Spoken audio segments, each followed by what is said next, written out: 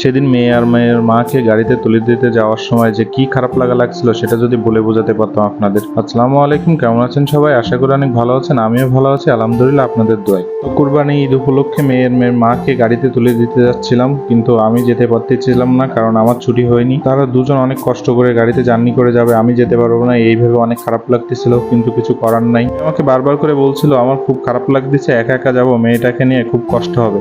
আমি তখন বললাম মন খারাপ করে কি আর হবে, কিছু করার নাই, কিছু কিছু সময় একা একা পথ চলতে হয়, এটা নিয়ে মন খারাপ করার কোনো দরকার নাই। তারপরও মেয়েদের মন তো আর মানে না, তারপরও কিছু করার নাই, যেহেতু ঈদে বাড়ি যেতে হবে মেয়েটাকে নিয়ে। এদিকে গ্রামে বাবা মা সবাই অপেক্ষা করতেছে মেয়েটাকে দেখার জন্য, ঈদে একসাথে ঈদ করবে। এদিকে বাইরে অতিরিক্ত গরম, মেয়েটা আমার যে কিভাবে যাবে, তার উপরে রুমি একা একা কি যে কি করবে, এই নিয়ে খুবই টেনশন করতেছিলাম।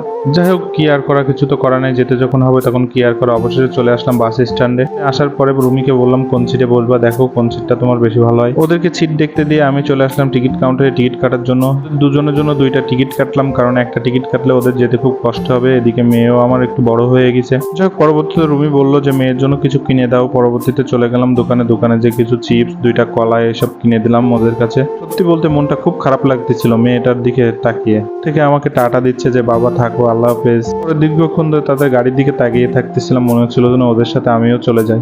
গাড়ি যখন চলে যায় তখন এতটা খারাপ লাগছিল, সেটা যে কি আর বলবো। যাই হোক, আল্লাহ পাকের কাছে দোয়া করে ওরা যেন খুব ভালোভাবে পৌঁছায় যেতে পারে। পরবর্তীতে ওরা চলে গেলে আমার খুব খারাপ লাগতেছিল, ওখানে এক মুহূর্তে থাকতে ইচ্ছা করতেছিল না। এটা বাবার কাছে তার সন্তানের জন্য মায়া মমতা সবকিছুই থাকে। আমিও এক সময় যখন এভাবে চলে আসতাম, মনে হয় আমারও বাবা মা এভাবে কষ্ট পেত আমার জন্য। তো ভালো থাকবেন সবাই, আল্লাহ হাফেজ।